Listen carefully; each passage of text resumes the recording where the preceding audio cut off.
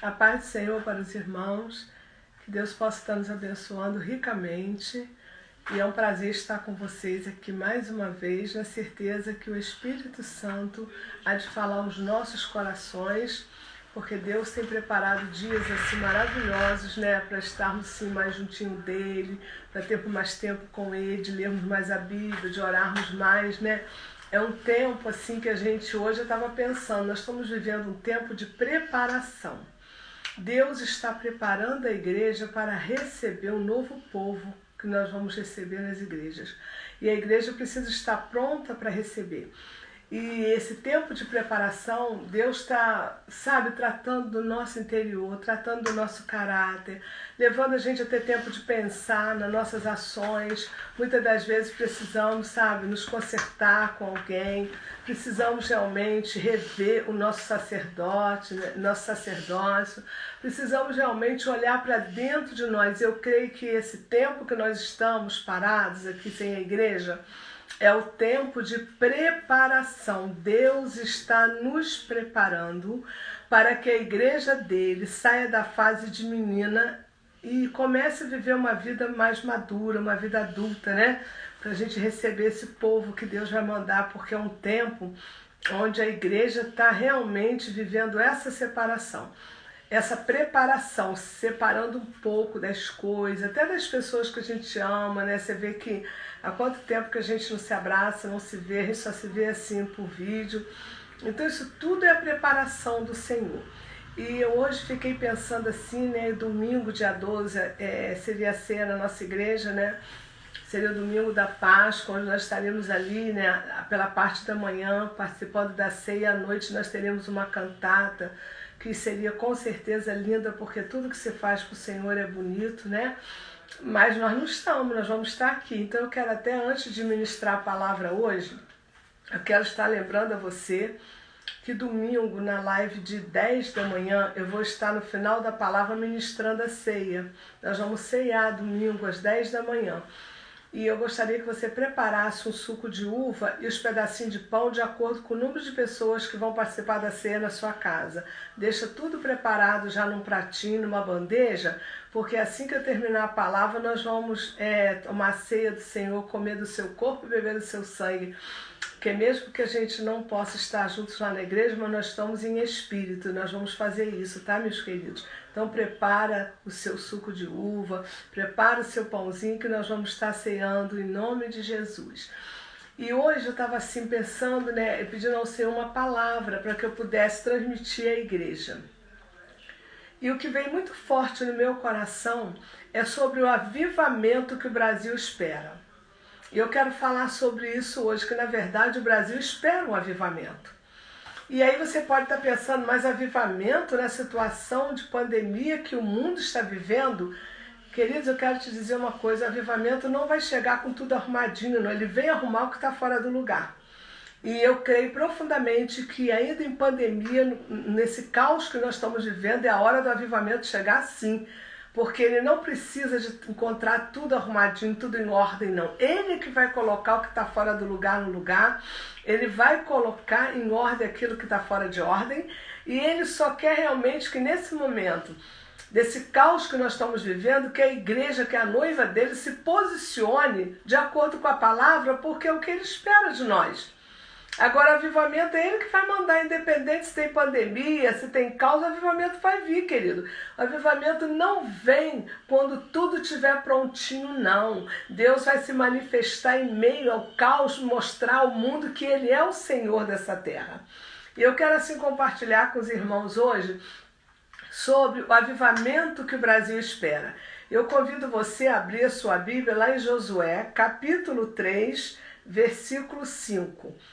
Josué, capítulo 3, versículo 5. Eu vou esperar você abrir a sua Bíblia, porque eu tenho certeza que você está com ela nas mãos, né? Josué 3, 5. Disse assim, Disse Josué também ao povo, santificai-vos, porque amanhã fará o Senhor maravilhas no meio de vós. Ele não fala, a Bíblia não fala, arrume tudo, fique tudo calmo. coloque tudo nos seus devidos lugares, porque amanhã eu vou fazer maravilha no meio de vós. Não. Ele diz, santificai-vos, porque amanhã farei maravilhas no meio de vós. Aqui Josué estava preparando o povo para a travessia do Jordão.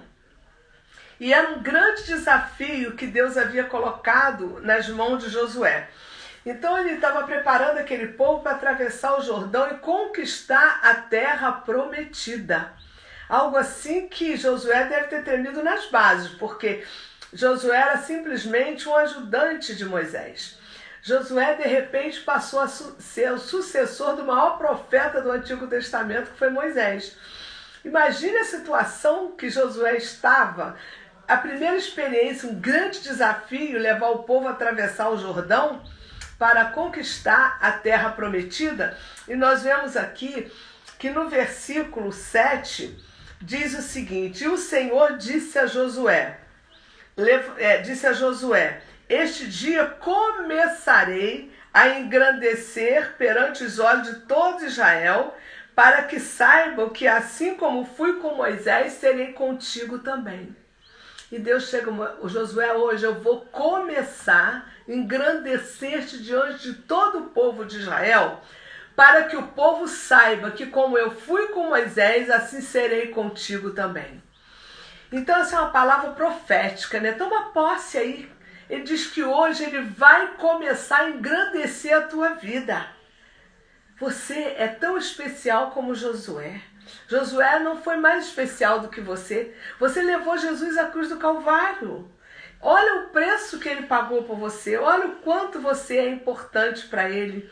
Por isso ele fala, hoje eu vou começar a engrandecer a tua vida. O teu nome será engrandecido porque eu quero fazer isso com você. E aqui nós vemos que nesse versículo 7, essa tarefa era tão difícil que envolveria também a honra de Deus a Josué. Deus ia aproveitar essa tarefa tão difícil que Josué estava com ela para honrar o próprio Josué. Que coisa linda! Aqui no versículo 4, do versículo 14, fala que Deus, ele honrou Josué perante todo o povo de Israel. Eu quero dizer para você, nesse dia de hoje, nesse momento de caos que nós estamos vivendo, esse é o momento que Deus vai pegar a igreja dele e vai honrar diante de todo o povo. E todo o povo saberá que há um Deus aqui vivo que nós servimos. Que Deus é esse que nós servimos, que leva essa igreja como noiva dele a ter uma tarefa tão maravilhosa aqui na terra, que é anunciar esperança, é anunciar que dias melhores virão, é anunciar que tudo vai passar, mas a palavra de Deus jamais passará. Então eu quero deixar para os irmãos hoje, para alcançarmos esse avivamento tão desejado pela igreja, que é a noiva de Cristo, nós hoje vamos conhecer 4 coisas que precisam estar pronta na nossa vida para que esse avivamento que a igreja tanto deseja aconteça. E a primeira coisa que eu quero destacar para você hoje, que nós precisamos, sabe, que precede o avivamento, a primeira coisa, não é uma nação arrumadinha, não é uma nação sem nenhuma pandemia, não é uma nação toda reviravolta bagunçada, não. A primeira coisa que Deus espera da igreja dele é a santidade. Olha o que diz o versículo 13. Porque há de acontecer que assim que as plantas dos pés do sacerdote, que leva a arca do Senhor, o Senhor de toda a terra, repouse nas águas do Jordão, se separarão as águas do Jordão, e as águas de que de cima desce pararão num montão. Olha que coisa profunda. É algo tão profundo. Josué experimentou algo tremendo da parte de Deus. Quando os sacerdotes que conduziam a arca colocaram os pés nas águas do Jordão, as águas se separaram. E aquele povo passou a seco. Se repetiu o cenário do Mar Vermelho. O mesmo Deus que fez aquelas maravilhas lá no Egito, fez com Josué aqui também. E por que quando os sacerdotes colocaram os pés nas águas do Jordão, as águas se separaram e eles passaram a seco? Sabe por quê, igreja? Porque eles estavam em santidade. E quando nós andamos em santidade, nós somos capazes de dar ordem a esse monte, passa dali para lá, ele há de passar e nada vos será impossível. Então, a partir daquele momento em que esse sacerdote em santidade colocaram os pés nas águas do Jordão e separaram as águas e virou um caminho seco para o povo passar, aquelas águas nunca mais foram vistas como águas comuns. Passaram a ter associação com as coisas sagradas. Por isso que quando Naamã procurou Eliseu, que estava com lepra e ele não tinha como ser curado, já tinha ido a todos os médicos e não tinha como curá-lo, e ele foi até Eliseu, e Eliseu chegou e mandou um recado para ele: diga para o Naamã para mergulhar 7 vezes nas águas do Jordão. E aí Naamã, como um chefe de exército, um homem importante, falou assim: mas não dá para mergulhar no rio Farpá, que é um rio mais limpo? E Eliseu falou: diga para ele, se ele quiser ficar curado, é nas águas do Jordão. Mas as águas do Jordão são sujas sim, mas são águas consideradas sagradas a partir dos sacerdotes que tinham santidade, pisaram naquelas águas, nunca mais elas foram comuns para ninguém. E a Bíblia fala que quando Naamã mergulhou 7 vezes nas águas do Jordão, ele ficou limpo da lepra. Olha que coisa gloriosa. Então aqui nós vemos que a santidade remove, sabe, os obstáculos. E quando há santidade, haverá conquista, meus irmãos. Se houver santidade, haverá conquista. Sabe por quê? Porque a conquista vem de Deus e nós precisamos estar prontos para que isso aconteça na nossa vida. Porque a Bíblia diz o quê? Não se coloca vinho novo em odres velhos. Para que seja derramado vinho novo, os odres têm que ser novos também. Então você olha bem que coisa interessante a palavra de Deus nos ensinando tremendamente hoje. A rainha Esther, para ela se apresentar diante do rei, a Bíblia diz que ela se preparou, fez preparação de 1 ano para se preparar e estar em condições de estar diante do rei. A rainha Esther representa a igreja do Senhor. E esse 1 ano de preparação para estar diante do rei Assuero, quando a gente traz para os dias de hoje, a gente vê a igreja se preparando para se apresentar diante de Jesus. Para se apresentar diante de um noivo que vem buscar uma noiva bonita por dentro e por fora, uma noiva realmente que renunciou, uma noiva que diz: eis-me aqui, uma noiva que preservou a sua santidade. A Bíblia diz que a rainha Esther não foi se apresentar de qualquer jeito diante do rei. Ela se preparou durante 1 ano. A igreja é a noiva de Cristo. E essa igreja, como noiva de Cristo, ela precisa se preparar para estar diante do Rei Jesus. Nós sabemos, irmãos, que não vai demorar a vinda do Senhor. Não sei o dia nem a hora, mas a gente sabe que os sinais são tão visíveis sobre a terra. A palavra de Deus está se cumprindo. Nós temos que ter o guia na nossa vida, que é a palavra, para que a gente entenda que quanto mais eu vivo, mais perto está a vinda dele.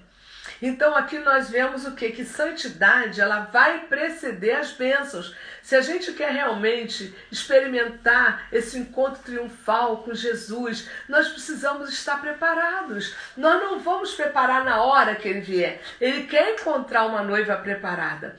Então um dos requisitos, sabe, que procede ao avivamento que o Brasil espera, é a santidade da igreja. A igreja é a reserva moral do mundo. Tudo que Deus tem a fazer aqui na terra, meus irmãos, é através da palavra e a igreja. A igreja é a grande executora dos projetos de Deus aqui na terra. Por isso nós precisamos estar atentos. Qual o papel que a igreja precisa desempenhar para que esse avivamento que o Brasil espera chegue e a igreja esteja pronta para administrar? Ninguém vai impedir esse avivamento. Não é o coronavírus, não é essa pandemia não, meus queridos. O avivamento não está nem aí, pode estar tudo bagunçado, pode ter uma guerra, mas o avivamento, quando chega a hora, ele vem e vem com fogo de Deus, aleluia! E é isso que a gente precisa entender essa noite. E a segunda coisa que precede esse avivamento, a segunda coisa que a igreja precisa estar realmente preservando e guardando no seu coração, nós vamos ver lá em Atos capítulo 3, eu convido você a abrir Atos capítulo 3, que é a segunda coisa que a igreja precisa estar vivendo como uma pessoa que espera esse avivamento. Porque quem vai trazer o avivamento é o Senhor. Nós só vamos estar aqui como noiva de Cristo, administrando, executando esse avivamento, participando dele. Mas o que Deus espera encontrar na igreja dele? Primeiro, santidade. A segunda coisa que a igreja precisa garantir que precede o avivamento é a unidade. A igreja precisa viver a unidade. Quando nós olhamos lá em Atos dos Apóstolos, capítulo 3, nós vamos ler do versículo 1 ao 5, só esse pedacinho que nós vamos entender o que promove a unidade. A unidade é algo assim que Deus olha para a igreja e quer encontrar, porque nós somos um em Cristo Jesus.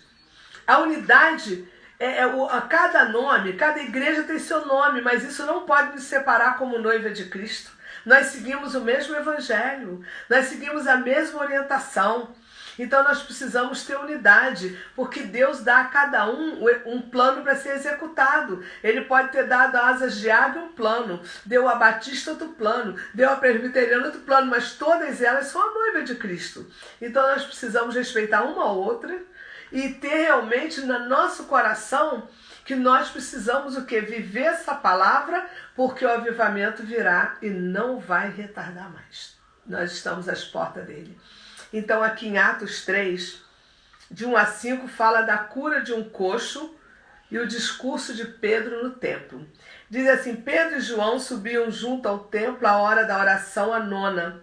E era trazido um varão que desde o ventre da sua mãe era coxo, o qual todos os dias punha a porta do templo chamada Formosa para pedir esmola aos que entravam. Ele, vendo a Pedro e a João, que entrando no templo, pediu que lhe desse uma esmola. E Pedro, com João fitando os olhos nele, disse: olha para nós.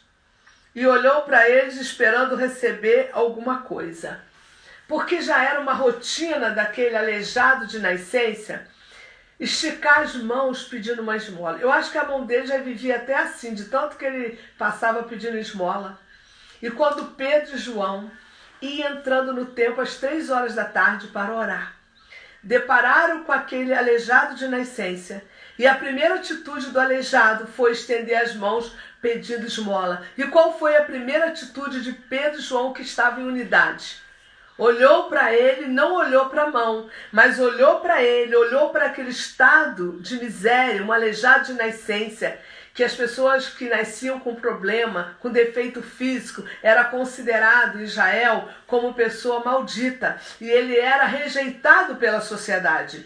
Então ele esperava ganhar alguma coisa, mas Pedro e João, quando nós andamos em unidade, nós não olhamos para a mão, mas nós olhamos para a pessoa, nós olhamos para o interior, nós não olhamos pelo que ela tem, nós não olhamos pelo que ela possui, mas nós olhamos por aquilo que ela pode ser.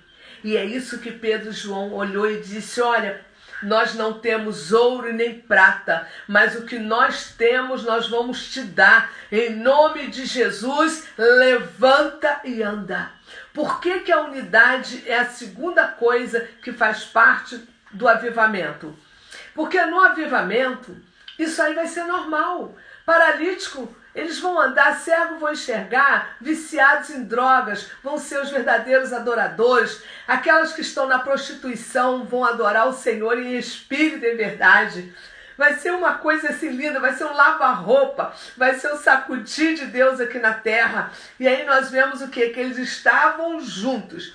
E quando fala que estavam juntos, não é porque eles estavam andando lado a lado, não, irmãos. Eles estavam juntos no pensamento, eles estavam juntos na visão, eles buscavam a mesma coisa. Unidade significa uma só visão, porque se tiver mais de uma visão já tem divisão. E ali a Bíblia diz que eles estavam juntos, eles buscavam a mesma coisa. Nós precisamos hoje colocar o reino numa posição de excelência. Nós não podemos administrar o reino como se fosse uma empresa, como se fosse um lazer, não. Nós precisamos ter unidade, administrarmos o reino, estando juntos, sentindo a mesma coisa, vendo a mesma coisa. Então aqui nós vemos que essa unidade de Pedro e João atraiu a presença de Deus. Quando você vive unidade, você atrai a presença de Deus e você começa a experimentar algo extraordinário ao seu redor. Por isso que a unidade é uma grande luta que a igreja atravessa hoje, porque o diabo fará tudo para trazer divisão, o diabo fará tudo para dividir as pessoas, o diabo fará tudo para trazer contenda, inveja, cobiça, um monte de coisas, porque ele sabe que quando há unidade, ninguém segura a igreja. A igreja será a explosão na face da terra. Nós vemos aqui que hoje o grande problema de Jesus com a igreja é exatamente como um problema grande que ele está tendo com a igreja hoje, a falta de unidade. As pessoas têm dificuldade de ser um.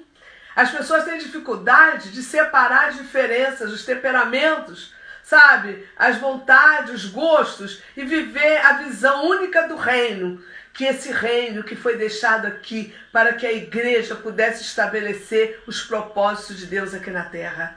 Então, queridos, nós estamos às portas de um avivamento. Nós só precisamos nos preparar como igreja do Senhor, ter uma vida de santidade, buscar viver em unidade, sabe? Não importa os seus pensamentos, se você gosta de Giló, eu não gosto, não importa qual seja o seu time, não importa isso, importa que nós precisamos ter unidade no Espírito, o reino de Deus, a unidade é o combustível que faz esse reino andar. E hoje o problema de Jesus com a sua noiva é exatamente a unidade. E nós sabemos como é difícil, a luta é muito grande, mas nós vamos pagar o preço, mas nós vamos lutar para que a noiva de Cristo se ajuste, se alinhe e viva essa unidade que a palavra diz que nós temos que viver como propósito de Deus aqui na terra. Amém, queridos? Então nós vemos que a unidade que nós falamos hoje, que a Bíblia prega, é uma unidade, primeiro é o amor. O reino de Deus, eu creio que nesse avivamento, muitos cantores gospel, pregadores que pregam só para ganhar dinheiro, cantores que só cantam se tiver muito dinheiro, só vou na sua igreja se me der um cachê de 5 mil, tem gente que cobra 15 mil, tem pregadores quando você vai agendar, não, eu só vou se me der 3 mil, 4 mil. Sabe, irmãos, essas pessoas vão ficar desempregadas, porque no avivamento, Deus vai tirar das fendas da rocha aquele analfabeto e vai dar palavras proféticas que ele vai pregar às nações. Porque quem faz a obra é o Espírito Santo e não é o homem. Nesse avivamento, Deus vai buscar as pessoas escondidas, insignificantes, mas que realmente possa ser um canal de Deus aqui no avivamento. Então nós vamos ver muitos crentes que faz do seu chamado uma profissão. Então primeiro é o amor, depois os dons. Não adianta querer dom de visão, dom de profecia, dom de tantas coisas se a gente não tem o dom do amor. Primeiro o amor, depois os dons. Porque sem amor, para que vale os dons? E essa unidade que a Bíblia fala é a unidade em amor. Nós precisamos construir essa unidade em amor para que nós sejamos a igreja que Deus espera como canal aqui na terra.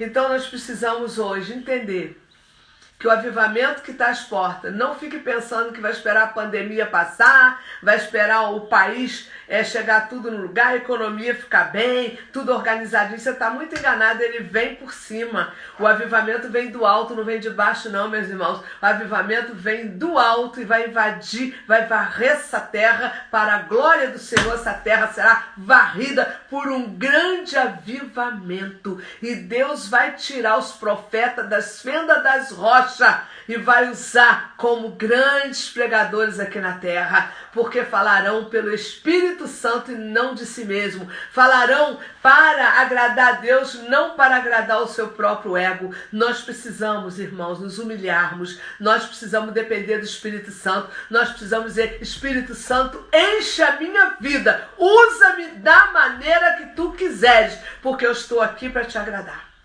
Eu reconheço, meus irmãos, eu tenho um ministério de confronto. Eu não consigo, sabe, ter um ministério que não seja de confronto, porque eu quero ver a pessoa ir para o céu.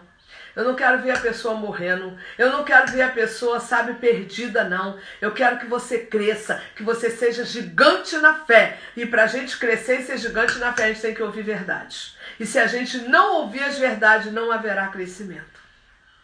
E uma terceira coisa que precede o avivamento, nós vamos ver lá agora em Lucas capítulo 19. Eu te convido a dar uma voltinha lá em Lucas. Lucas 19, nós vamos fazer a leitura dos versículos 37 até o 41. Nós vamos agora ver que terceira coisa é essa que a igreja precisa ter para esse avivamento. Nós somos a noiva. Deus foca a noiva dele. No avivamento, a noiva é o alvo. Porque através da noiva o mundo será tocado. Através da noiva o mundo será tocado, igreja. A igreja vai mexer com o mundo. E se a igreja não mexe com o mundo, alguma coisa errada está. Nós precisamos entender isso hoje. A terceira coisa que nós precisamos entender que precede o avivamento é chorar. Chorar. Não é choro de tristeza, não é choro, sabe, de desespero, mas nós vamos precisar chorar. Vamos ver lá em Lucas 19, a partir do versículo 37, que diz assim: E quando já chegava perto da descida do Monte das Oliveiras, toda a multidão dos discípulos, regozijando-se, começou a dar louvores a Deus em alta voz por todas as maravilhas que tinham visto, dizendo: Bendito o Rei que vem em nome do Senhor, paz no céu, glória nas alturas. E disseram dentre a multidão alguns dos fariseus: Mestre, repreende os teus discípulos. E respondendo ele disse: Digo-vos que, se estes se calarem, as próprias pedras clamarão. E quando iam chegando, vendo a cidade, chorou sobre ela. O que precede o avivamento é a intercessão da igreja, que já chora pelo caos que nós estamos vendo na nossa nação. Um caos da prostituição, um caos da falta de amor, um caos da violência. As pessoas estão matando uns aos outros como se matasse uma formiga, irmãos. Nós precisamos chorar sobre a nossa nação. Chorar sobre a nossa nação precede o avivamento, porque a Bíblia diz que quando ia chegando, vendo a cidade, ele chorou sobre a cidade. Irmão, se a gente não tem esse choro, como a Bíblia diz que ele chorou sobre a cidade, Jesus chorou sobre Jerusalém. Se Jesus chorou pela Jerusalém, nós precisamos chorar pelo Brasil. Nós temos que orar, clamar, interceder, chorar pela nossa nação. Chorar e dizer: Senhor, eu não quero que o Brasil seja um país comunista, Senhor. Derruba o comunismo na nossa nação. Santifica a nossa nação, Jesus. Leva ao arrependimento os corações que estão rebeldes, Senhor. Leva ao arrependimento o coração da prostituta, do viciado nesse momento, Pai. Nós precisamos chorar sobre as nossas cidades do Brasil, porque porque o choro precede o avivamento. Nós precisamos chorar e pedir arrependimento. É tempo do arrependimento. É tempo da nossa nação se arrepender dos pecados. É tempo da gente chorar, irmãos. Aonde tem gente que acredita que o sangue de bode, sangue de galinha tem poder e não vê que o poder do sangue de Jesus resgatou as nossas vidas. Irmão, nós precisamos chorar sobre essa nação, como Jesus chorou sobre Jerusalém. Não adianta ficar reclamando, não adianta reclamar da violência, não adianta reclamar da pandemia, não adianta reclamar da falta de dinheiro, não adianta reclamar da corrupção, não adianta reclamar de nada disso. Nós vamos chorar na intercessão por essa nação e Deus vai mudar. Em nome de Jesus, eu creio que Deus vai mudar. Nós precisamos chorar como Jesus chorou sobre Jerusalém, para que a nossa nação seja transformada pelo poder de Deus. E quem vai fazer isso? É a igreja. Quem vai poder chorar pela essa nação se não for a igreja? Que tem o Espírito Santo, que tem o poder dentro dela. Nós precisamos, irmãos, chorar sobre essa nação, através das orações, através dos jejuns, através das vigílias de oração, pedir o Espírito Santo nos acorda de madrugada, nos acorda às 5 da manhã, porque queremos chorar sobre esse Brasil. E assim nós vamos estar entendendo que nós estamos acelerando o processo do avivamento. Nós precisamos entender isso. Irmãos, antes do Pentecoste veio o choro. Nós precisamos entender isso, que depois, antes do Pentecoste veio o choro. E depois o que aconteceu? A igreja primitiva experimentou um grande avivamento. Antes do Calvário veio a cruz. Nós não podemos jamais, achar que tudo será da maneira que a gente acha que vai acontecer. O choro precede o avivamento. O avivamento deve começar na nossa igreja, na nossa vida, antes de começar nas cidades. E é isso que Deus quer da igreja. O avivamento tem que começar dentro de nós. Tem que começar na igreja que somos nós, para depois começar a contagiar as cidades. Você está entendendo o que Deus está falando conosco hoje? Então, nós vemos assim que depois que esse avivamento começar na minha vida, na tua vida, que é a igreja do Senhor, esse fogo vai incendiar bairros, cidades, comunidades, estados, municípios, vai invadir essa nação e ninguém vai segurar esse fogo que vai descer sobre a terra. Ninguém. E esse fogo virá e está bem próximo. Não pense que vai demorar. Não vai, irmãos. Esse fogo está mais perto do que você pensa.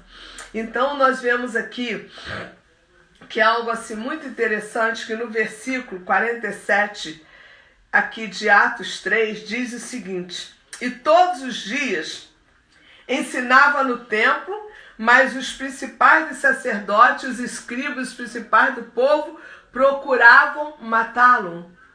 Veja que ele, ameaçado de morte, ele não parou com aquilo que ele tinha que fazer. Era a tarefa dele. Ele tinha que ensinar, ele tinha que preparar, ele tinha que ministrar, e ele era ameaçado de morte. Mas ele falou: a minha tarefa eu não vou parar, porque eu vim para isso. E qual tem sido a tarefa da igreja? A igreja tem morrido para si mesma. A igreja tem renunciado para viver em santidade. A igreja tem entendido que a unidade é algo assim que alegra o coração de Deus. A igreja tem entendido que a intercessão tem que vir com choro, sentindo a tristeza por uma nação pecaminosa, por uma nação que ainda se dobra diante de Deus, que tem boca e não fala, tem olhos e não pode te ver. Uma nação idólatra. Mas eu declaro essa noite que Jesus é o Senhor da nossa nação. Jesus é o Senhor desse Brasil. Eu declaro em nome de Jesus. Quantas coisas que estão para ser derrubadas na nossa nação. E o nosso choro na intercessão vai derrubar aquilo que nós não podemos fazer. Aqui nós vemos nesse versículo 47 que os líderes judeus haviam rejeitado seu rei. Mas isso não impediu o avivamento. O que a gente está aprendendo hoje? Nada vai impedir o avivamento. Nada. Se você não quiser se santificar, se você não quiser ter unidade, se você não quiser fazer intercessão com choro sobre essa nação, você só vai perder, porque o avivamento vai vir a si mesmo e vai sair atropelando. E quem não quer, quem não crê, quem não está esperando, vai perder muita coisa, porque aqui Jesus já tinha pago com as lágrimas. Sabe?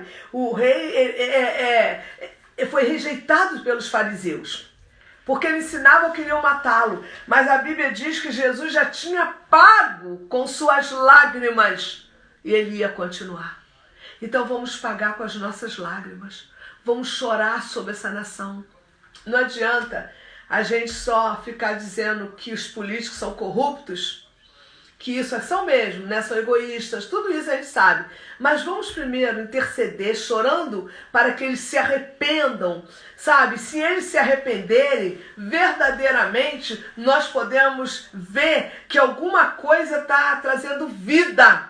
Irmãos, quando José de Arimateia pediu para carregar o corpo de Jesus, sabe, ele estava carregando um corpo morto, que ele sabia que ao terceiro dia ia ressuscitar.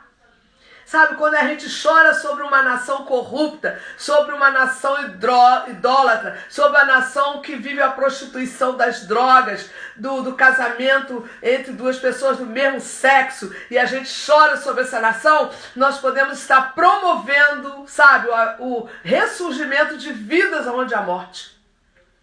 É isso que a gente precisa entender hoje. Você tem chorado sobre a sua nação?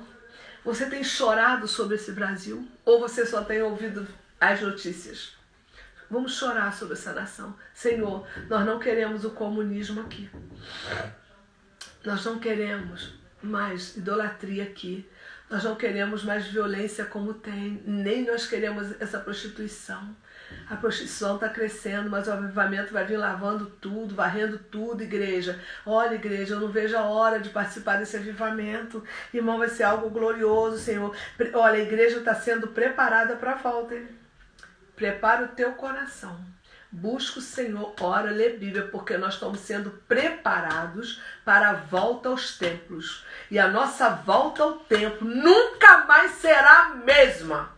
Nunca mais. Tu serás um discipulador por excelência.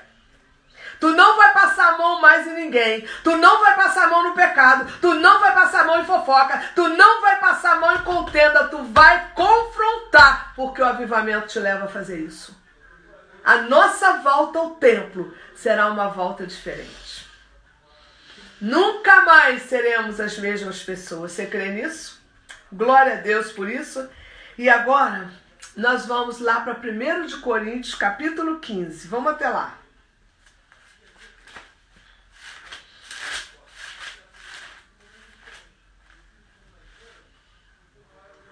Aqui em 1 de Coríntios 15, nós vamos ver a quarta coisa que precede o avivamento.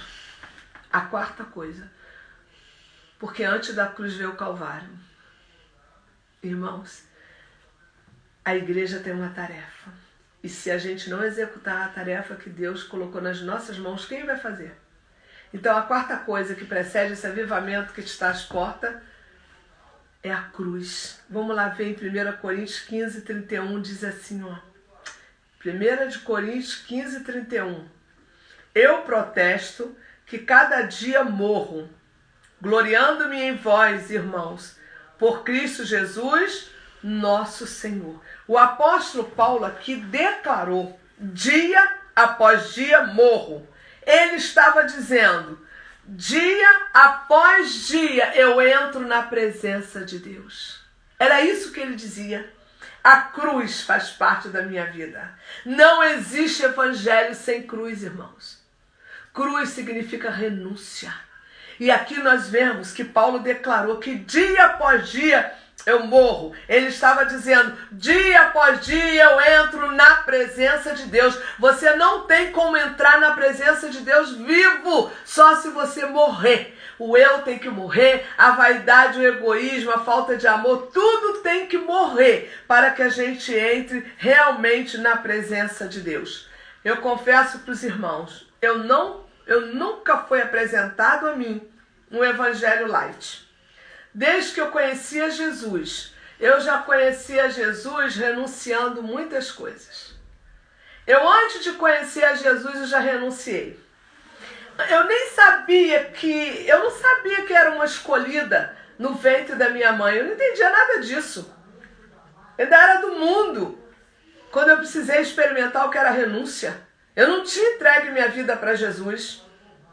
A primeira experiência que eu tive no mundo, eu estava brincando um carnaval lá em Friburgo com as minhas irmãs. E nós éramos assim, sempre fomos assim, moças bonitas, assim, né? Não estou me envaidecendo não, mas a minha mãe tem um DNA maravilhoso. E aí nós fomos para Friburgo para brincar o carnaval lá, né? Porque a gente estava aqui pegando uma praia, bem bronzeada, uma vaidade só. Misericórdia, Jesus. E aí fomos para um clube caro. O diabo apresentou convites, sem a gente pagar nada, para o clube mais caro da cidade. E fomos brincar carnaval. E no primeiro dia que eu entrei naquele salão, brincando carnaval, era por volta de 1 da manhã, eu estava pulando, eu senti uma mão pegar na minha cabeça, puxar os meus cabelos e me arrancar do meio desse salão. E me botou do lado de fora. E eu fiquei assim, muito estarrecida, eu fiquei como se tivesse tomado anestesia. E eu escutei uma voz falar assim pra mim, tá vendo aquele povo lá pulando? Parece que são malucos. Eu não quero você ali, você é minha. Você pensa que eu voltei para brincar mais carnaval aquele ano? Não voltei mais. Então eu já começo a dizer a você que ainda sem entender, sem conhecer, eu precisei aprender já a renunciar à minha vontade para conhecer a Jesus. Eu precisei começar a morrer para entrar na presença dele. E se a gente não morre, irmãos, a gente não entra na presença dele. Nunca me foi apresentado um evangelho light. Nunca. Eu sempre conheci e vivi um evangelho de cruz. Um evangelho que as decepções, as ingratidões, tudo que eu vivi, tinha tudo para eu largar e parar tudo, mas eu nunca consegui deixar a minha caminhada, eu nunca olhei para trás, sabe por quê? Porque eu fui chamada por ele, e eu tenho que dar conta a ele do meu chamado. Então eu preciso renunciar, eu preciso morrer, para que eu entre a cada dia na presença de Deus e permaneça viva. Então, queridos, não há Pentecoste sem Calvário, aprenda isso, não há Pentecoste sem Calvário, antes da cruz. A cruz faz parte do evangelho. Não existe evangelho sem cruz. E o avivamento que vai vir aqui, querido, nessa doideira que nós estamos vivendo, porque essa pandemia, eu fiquei pensando, meu Deus, domingo completa 4 domingos que eu não vou ao templo. Eu nunca podia imaginar que eu fosse viver isso. Eu fico até um mês sem ir de férias, passeando, como eu fui em janeiro para Porto de Galinha. Tudo bem, é um direito que eu tenho. Mas deixar de ir ao templo para ficar dentro de casa por causa de um vírus, nunca passou pela minha cabeça isso. Mas hoje eu comecei a entender que eu estou sendo preparada para algo. Deus está nos preparando para o retorno. Nós nunca mais seremos os mesmos, irmãos. A igreja vai voltar numa maturidade diferente. A igreja vai voltar como adulta, como noiva, já pronta para um grande avivamento aqui na terra. Porque o avivamento que vai vir, sabe qual é o propósito dele? Para mostrar ao mundo que ele é o Senhor. É para isso. O avivamento não é dançar, gritar, cair no chão, rolar, não. O avivamento é marca do poder de Deus sobre a terra. Tu vai abrir a boca, o demônio vai sair. Tu vai abrir a boca, a prostituta vai se render. Tu vai abrir a boca, o viciado vai se render ao Senhor. Haverá tanta salvação, irmãos, que nós vamos dizer que só o Senhor realmente pode fazer isso. Quem somos nós? Mas nós somos o canal de Deus aqui na terra. Ele nos escolheu para isso. E aqui nós vemos que o avivamento vem para que o mundo saiba que Jesus Cristo é o Senhor. E eu declaro em nome de Jesus que todo joelho se dobrará e toda língua confessará que Jesus Cristo é o Senhor. Se nós desejarmos realmente experimentarmos esse avivamento, se nós desejamos viver isso, nós precisamos hoje desejar apresentar a Ele o nosso altar de sacrifício. O nosso altar de sacrifício tem que ser apresentado a Ele, porque Ele é o Senhor sobre toda a terra. Se a gente não apresenta o altar de sacrifício, como que eu posso realmente experimentar os segredos de Deus?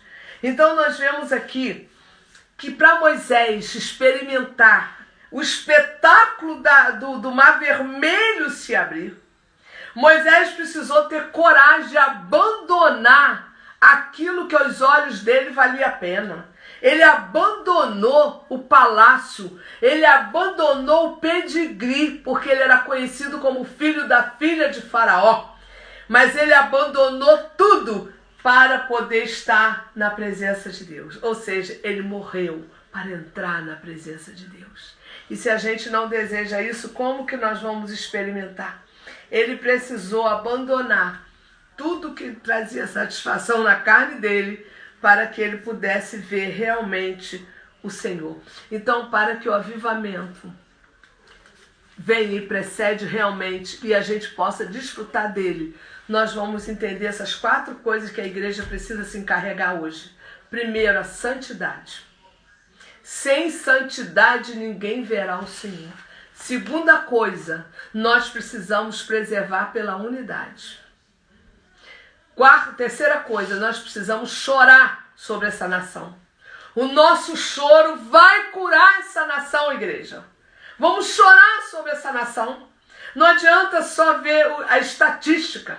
Vamos começar a chorar pelas prostitutas, pelos viciados. Vamos chorar pelos corruptos, por esse povo que rouba essa nação. Vamos chorar por esse povo da esquerda, que são comunistas e querem que o Brasil vire uma Venezuela. Vamos chorar por eles para que eles se arrependam e se convertam ao Senhor.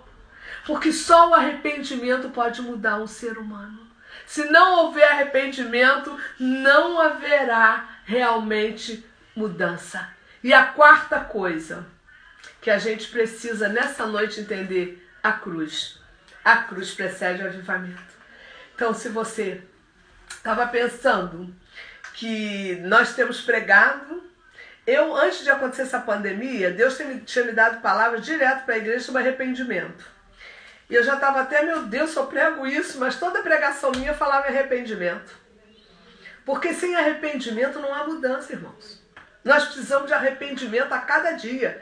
E eu creio que quando a gente se refere à igreja do Senhor na face da terra, o arrependimento tem que começar dos sacerdotes.